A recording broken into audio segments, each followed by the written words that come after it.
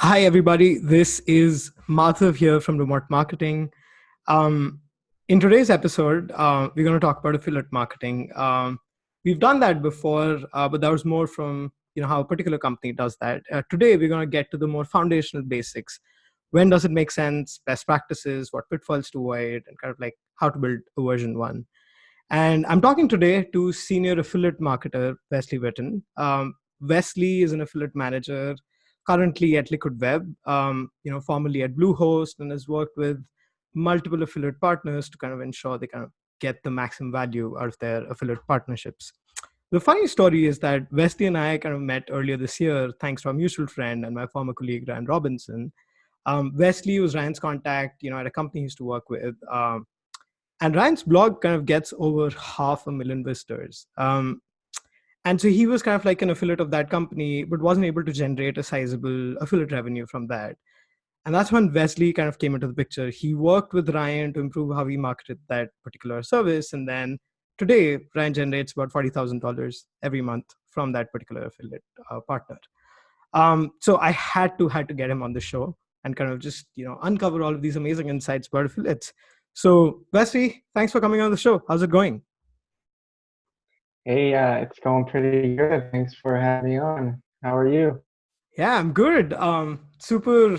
Super excited to have you right now, and kind of let's just dive in. I'm like super interested to know your answers, right? So let's kind of get to the first thing, right? Like let's say a business, they get to know that there is such a thing as an affiliate program, and they could just try it out, right? What determines kind of when to start an affiliate program? When does it make sense for a business to even consider that an affiliate program is something that they should try? Well, I think first the product has to be solid, has to be established. Um, all the kinks, glitches should, for the most part, be resolved, and everything should be running smoothly. Secondly, it comes to being involved with your customers, knowing what people think about your product, your company. If people are saying, "Oh yeah, I recommend you all the time to my friends," that's a good sign. Um, and for experienced marketers, one thing you could do is look at your backlinks and see who is linking to you organically. Those are perfect opportunities to um, create affiliate relationships. They're already linking to you, um, so those are very good signs that it might be time. And maybe if you get emails from people saying, "Hey, do you offer an affiliate program?" Those are all good signs that maybe it's something worth investing in. Got it. Um, do you think any does it make sense if, like let's say the lifetime value of a particular software product is the LTV is, let's say, $50, and if it's $500, if it's $5,000, does an affiliate program make sense for all three segments, or particularly for a particular segment?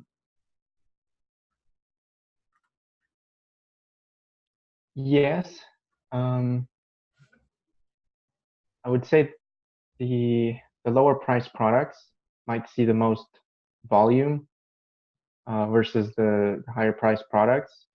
Higher price products, um, they might be more interested in working with agencies, consultants who work very hands-on with their clients and would refer them to use your services. Um, so it depends. There's a lot of gray area when it comes to affiliate marketing, a lot of moving pieces, and it depends a lot on your business model.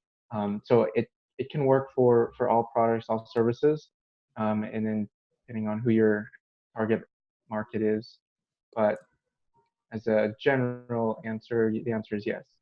Okay, all right. So, like, let's say once they've kind of decided that they want to kind of give it a try, an affiliate program, how should a business decide, what kind of commissions they want to give out? Like, what kind of commission structures are even there? Like in SaaS, I've particularly seen, it's like a percentage of the monthly amount that they get, for the lifetime of when the customer stays, or for like a year or something like that. What kind of commission structures have you seen, and which ones do you think are the most successful? And like, how does a business even decide what commission structure to follow? Yeah, that's the biggest question that I get from companies is where to even start with that. And it comes down to the business model. If you offer a subscription-based product, it might make sense to offer recurring revenue for as long as the customer's active. Or if you offer a product that's a one-time purchase, maybe a one-time commission upfront makes the most sense. And yeah, there's a lot of things to consider, like the lifetime value, the average order value. You might even look at what your competitors' affiliate programs offer. A lot of companies that I'm aware of offer a large commission up front, and then they are kind of expecting to keep that customer long term and recuperate the revenue that way, which I've seen that work very well. Some companies offer just a small percentage of the sale, so it's a lot of analysis on what you feel comfortable with. So for that reason, I think it's good to have a dedicated affiliate manager for your program. And some people or some companies, the CEO, the owner just manages it. So it really depends on how much you're willing to invest in the affiliate program. Right. Have you ever noticed that, let's say affiliates, if given an option, what is the one kind of commission structure that they absolutely love?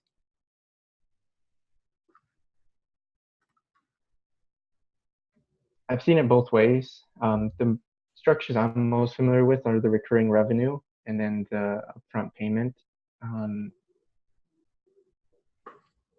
my experience, if you look at the dollar amount, let's say you offer a recurring revenue for 12 months for that customer, a competing affiliate program could offer the same dollar amount, but all of that upfront in one commission payment.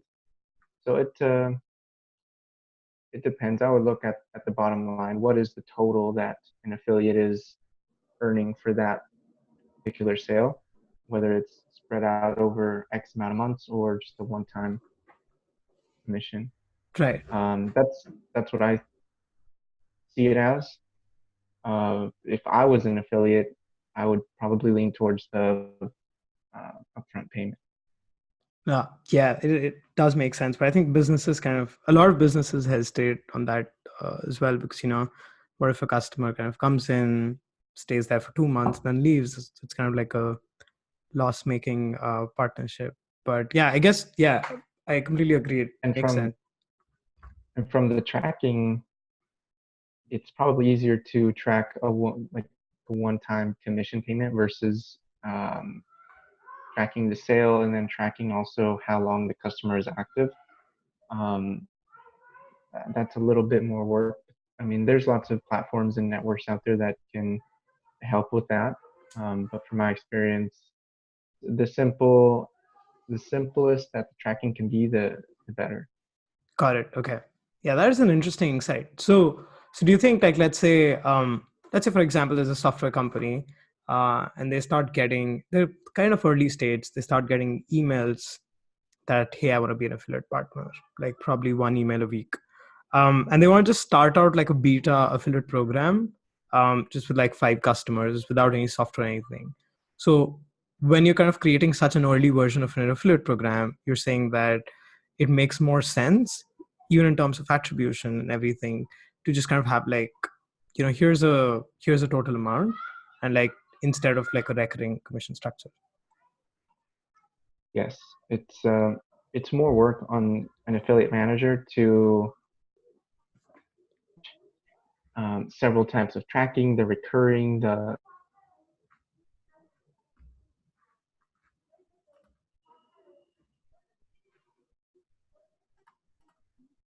it can. And so if it's unnecessary, it's worth even spending the time. Plus, affiliate tracking that they know they can copy, save it there for them. They don't have to worry about um, complex tracking. Got it. Okay. Okay. So, all right. When I was kind of talking with, another affiliate manager, they kind of overemphasize the importance of, when you're kind of building an affiliate program, you better have a good structured terms and conditions, right? So why do you think it's important, and like, what would you suggest, like what would be your top tips to kind of structure an affiliate terms and conditions? Yes, that's very important. Obviously, there's legal reasons, and you would want to try to prevent any legal issues in the future. But it's essentially to make the partnership as mutually beneficial as possible. So, like the terms and conditions that I think are most important are, um, defining what the sale is, what qualifies for a commission payment, um, the cookie window. If the customer clicks on the tracking link, what is the duration of that cookie? That if the sale is made, the affiliate would make the commission. PPC bidding is big as far as what affiliates are allowed to, what keywords affiliates are allowed to bid on. So, for example, domain names are usually off limits. Um, it's also important to remind affiliates to include FTC disclosures. There's a lot. So yeah, it's very important, and one of those things that should be in place probably before launching an affiliate program. Well, why do you say that domains are kind of like usually not allowed? What do you mean by that? So if I'm an affiliate and I want to promote your product, I can set up a PPC campaign targeting your domain name, and that can take that traffic, which will most likely already be searching for your product and most likely purchase your product and earn a commission for that. So essentially, the company is paying a commission for customers that they would most likely, still have as customers. And at least from my opinion, an affiliate program is to expand your company's reach, the exposure that they get, and that's where the affiliates come in. That's kind of the job of the affiliate, is to introduce your product to other audiences. Right. That's kind of the reasoning behind it. Got it. So, like, if let's say an affiliate, versus sending them directly to the software vendor's website, they could probably just create like their own review and then kind of send traffic from there, like advertise their own website. That's okay, right? Yes, that's totally fine. Okay. All right. Yeah. Just wanted to kind of clarify that. Okay. So, all right. And then usually these, when you're, let's say, you mentioned that it's a lot easier to kind of track, kind of give like an upfront payment versus kind of giving them recurring parent commissions, and then kind of, ensuring that, just keep checking that customer is still there with you. You also mentioned that right now you have to kind of mention in your terms and conditions that the cookie window needs to be defined, right? So a cookie window probably you can only define if you've got like a affiliate software, correct? I'm sorry, can you repeat that? I was just saying that in the terms and conditions, like you mentioned, that you've got to mention for the affiliates that this would be the cookie window, like 30 days or 90 days, when a person kind of clicks to the website and kind of has that 30 to 90 days to kind of convert to a customer. That's when an affiliate will get their commission, right? So Yes. to kind of track that cookie, right? do a lot of companies just use an affiliate software? Yes. There's lots of options.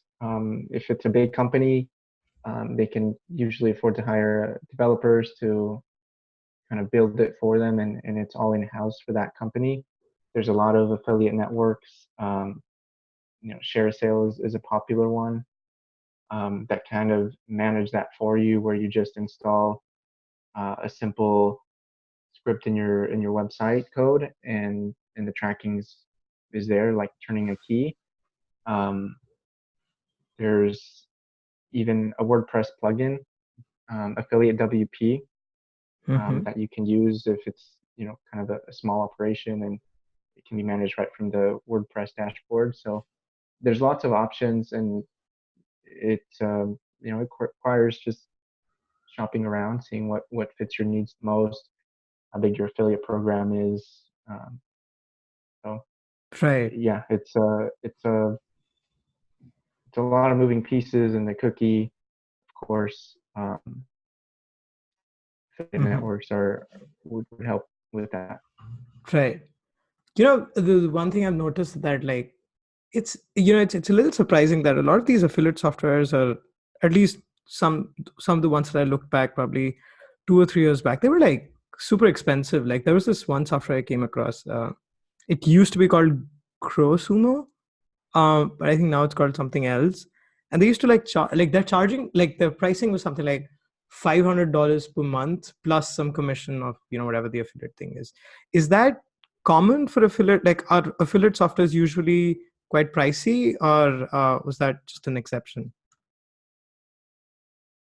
Um, yes, there's affiliate softwares that range from top of the spectrum to the bottom of the spectrum, and there's different pricing structures for each or platform. Some will take a percentage of the commissions that you pay out. Some are just a monthly fee. It just kind of depends, and they all have different plans and pricing for those plans. So there is a little bit of shopping that goes into it to see what features and pricing fit your business the best, and kind of Hmm. affiliate program you're looking to have. But yeah, there's very inexpensive and easy to use softwares, and then there's the very higher end, more expensive, robust platforms. So yeah, there's a lot of options for all types of affiliate programs of all sizes. Got it. Okay. And so I know you mentioned a WordPress plugin and everything. Is there any particular other affiliate software or tool that you would kind of recommend to, like, for someone just to kind of get started? Super simple, set it up, share the link with their affiliates. Is there any one or two tools that you recommend for that? Tapfiliate is Hmm. pretty easy to use from what I've seen. It's simple. Install a short code on your website. The tracking is there. I believe it's not too expensive, maybe 100 to a couple $100 for the software. That one's pretty easy to use. Affiliates will have their own affiliate portal. Um, then ShareASale is another popular one, just because it's just so popular. There's a lot of affiliates, a lot of merchants on that network. Um, yeah, those are the two I would probably Got it. check Okay. out. Okay. So now I wanted to understand, like, let's say, there's often a lot of companies say, like the companies that actually have an affiliate program right now, that 80% of their revenue comes from the top 20% affiliates, right? That's probably because, I don't know, maybe it's the size of the affiliate, maybe it's their list size or whatever that is. So if someone wanted to kind of build on top of that top 20%, like if someone wants to recruit like really good affiliates, how can they do that?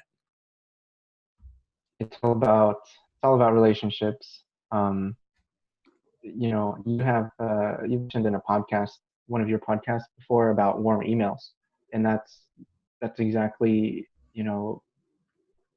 what it is.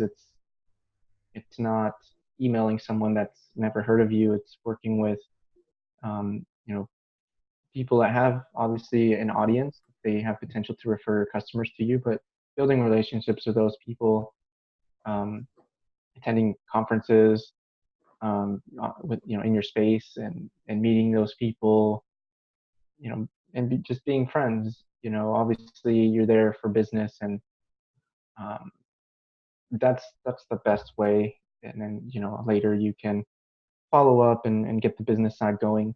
Um, but it's, from my experience, approaching things as, hey, I need you to send me customers, I'll pay you money, is not very effective. It's, business is all about relationships, and affiliate marketing is no exception. Yeah. And if you want the best results out of your affiliate program, that's what I found to be the best approach, is Yeah. building those relationships. I agree, man. Like, I've actually, I've been that person who's done that. I sent an email like this, fairly good affiliate. I'm like, hey, you know what? We've got this. If you could, like, we'd be happy to have you as an affiliate. You'd get 20% commissions. This is what generally affiliates get. I never got a reply from them, no matter how much I followed up with them. So just, yeah, I guess cold emails just never work with affiliates. They could be working as exceptions for other people, but if, let's say, for example, you had to recruit Pat Flynn, you know, as an affiliate for your software, how would you go ahead with it? Well, it's all about that relationship. Something that affiliates are very mindful of is what they're promoting to their audience. It has to be valuable to their audience, has to help them with the problem, helps them in some sort of way.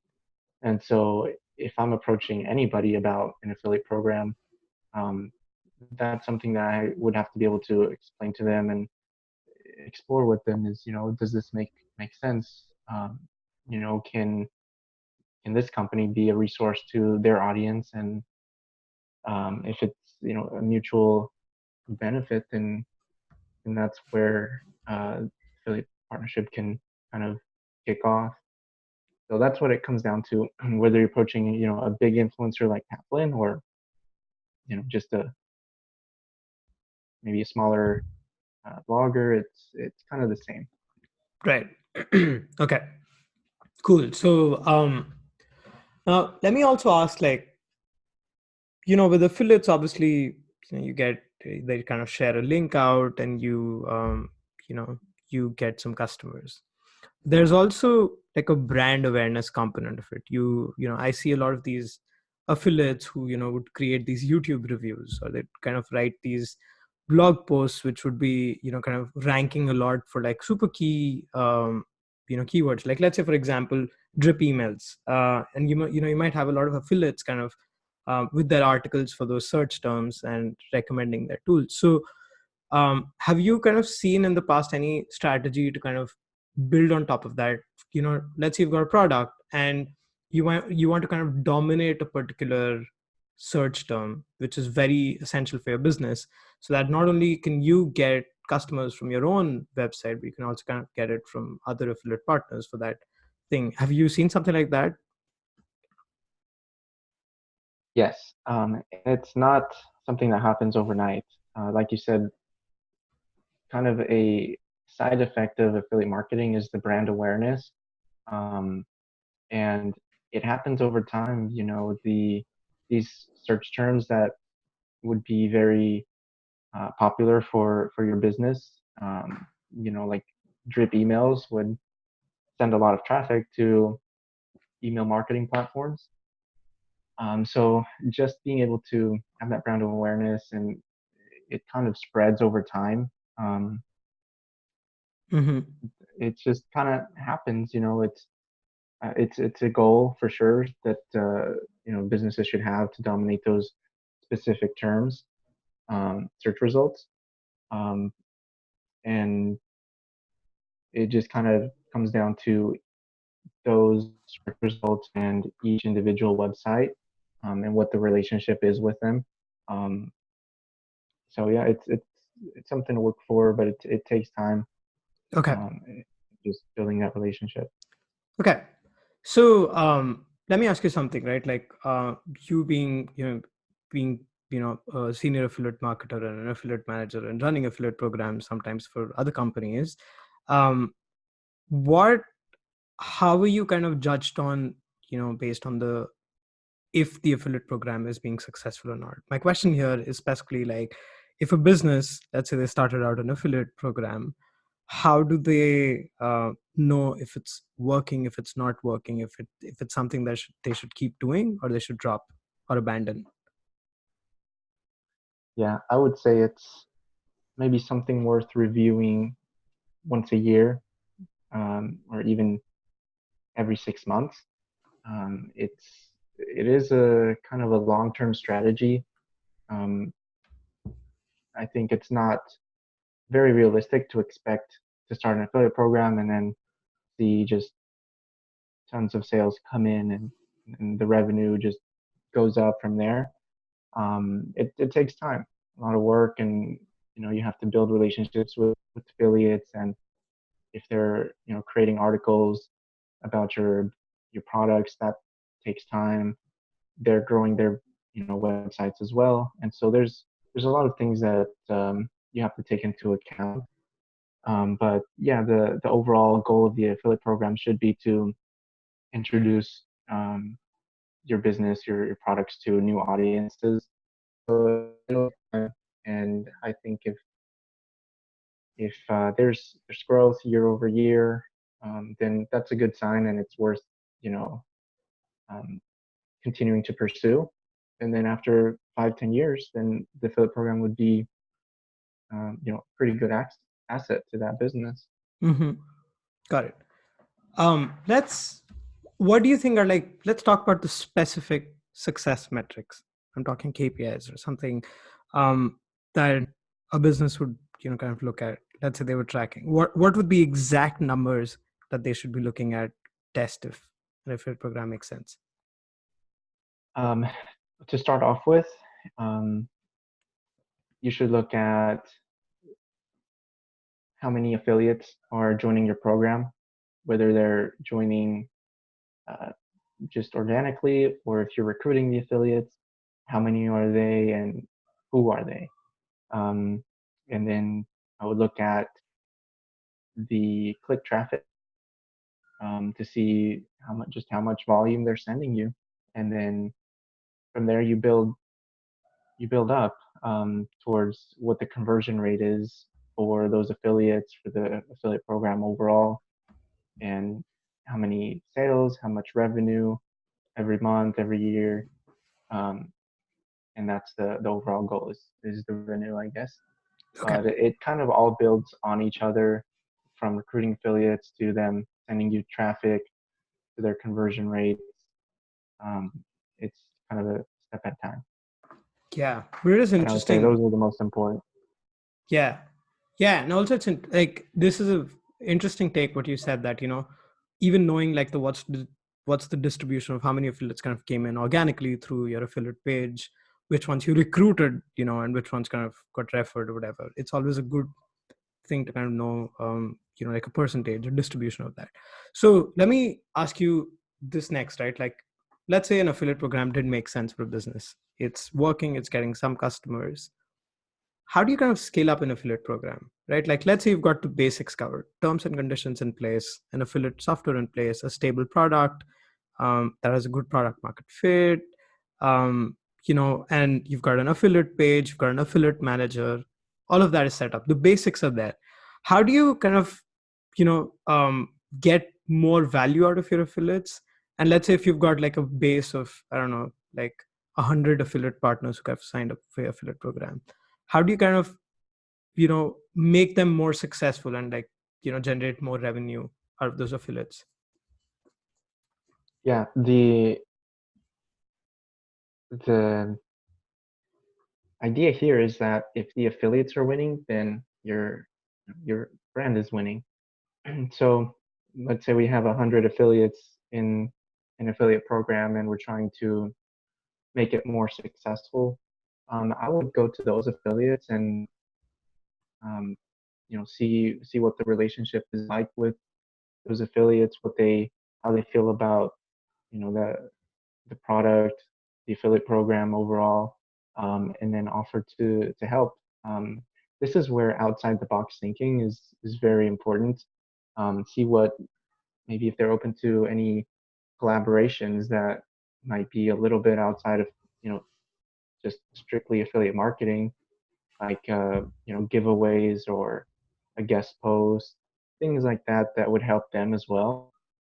Um, if their website is getting more traffic, more exposure, then just naturally, then more traffic will come to your affiliate links. And obviously, there's exceptions, but I guess the main point is just thinking outside the box and helping your affiliates in any way you can Mm-hmm. is probably the place to start. Got it. Okay. Have you ever noticed, like, when someone is, let's say, trying to really promote their affiliate program, have you ever seen any companies kind of use ads to kind of promote their program? Kind of like use Google ads or Facebook ads or something like that. And what are some other ways you've seen companies actively promote their affiliate program to outside of their affiliates, like to just get new affiliates? Yeah, I have. I've actually was on Instagram a few days ago and saw an Instagram ad for a an affiliate program for a analytics company. So yeah, it does happen. I'm not sure what the conversion rate is for paid ads to affiliate programs. There's also no way to kind of manage what kind of quality affiliates you get through those ads. Mm-hmm. So that's one option if you want to kind of cast a wide net. Um, I've also seen affiliate programs that have specific tracking for referring new affiliates. ShareASale is one that does that, where you can be a ShareASale affiliate and bring in new affiliates to ShareASale. Um, and but the best way to do that is just kind of the exposure um, brand. I think affiliates talk. They know each other. They're friends. They meet up at conferences, um, and just having a good reputation overall as an affiliate program, I think is the best recipe. Okay. Yeah, that makes sense. And also, I think you should kind of go for like quality affiliates over kind of like a massive quantity, like 800 affiliates versus 40 like super high quality influencer affiliates is always, um, Exactly. yeah. Okay. Interesting. Yeah, and it's not to say that those smaller affiliates don't bring value. They might bring a sale or two every now and then, which is good. But yeah, if you have to kind of prioritize your time and efforts, definitely focusing on quality is the best way. Okay. Okay. Makes sense. All right. So, before we kind of end this, I wanted to ask you a very interesting question, right? So, right now at Liquid Web, you mentioned that you're remote. You've got a remote affiliate team, and back in the past, when you worked with other companies, you were kind of in an office working on an affiliate program, right? So, um, let me ask you something. Like, do you think if you were running an affiliate program, let's say in an in-person team, and now that you're working on an affiliate program remote, what do you see, which is better in terms of collaboration and in terms of getting things done? Is it the same? Is remote and in-person the same? Is it more difficult? Is it easier? What are your thoughts there? I think it's based on the experience of the people on your team.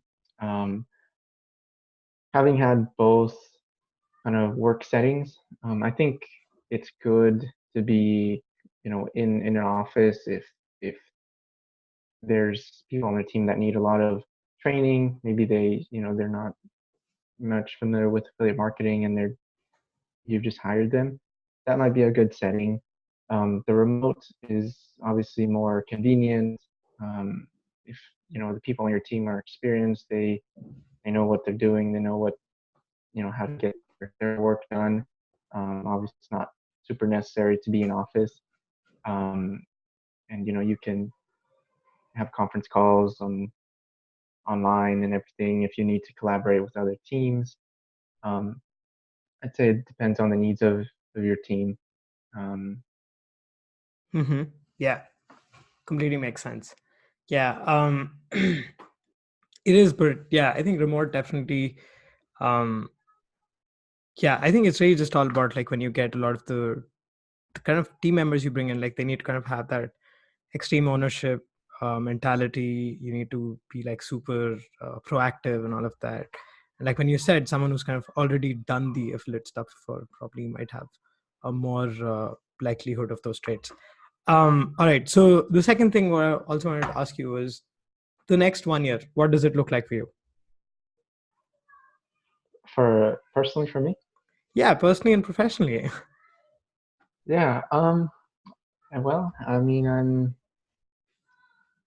personally, I'm a father, so I just will continue to enjoy life and spend time with my son and my family, my wife. Professionally, I'm enjoying Liquid Web. Um, so I see myself here for the next year, possibly more. So um, that's really it. Nothing too crazy. Um, I might be moving to another state, so we'll see. Nice. What state are you thinking? We would move to Utah. That's where we have a lot of family, and Okay. so we'll see. Nice. When you have a kid, it kind of changes things.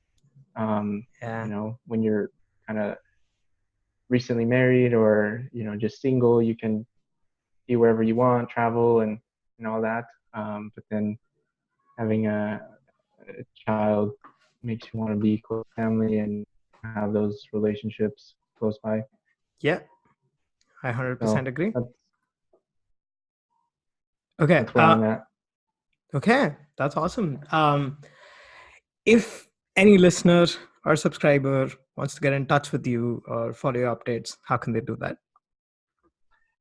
Yeah, I have a website. It's wesleywetton.com. It's mostly about consulting. If you want me to work with you on your affiliate program, I also have just a couple of blog posts there with tips that sometimes I you know write about. So yeah, that way. I'm also on Twitter, so you can find me there. Awesome. Okay. Thanks a lot, Wesley. It was great having you. Thanks for sharing all of your insights. Yeah, of course. Thanks for having me, and hope that was helpful. Yeah. You were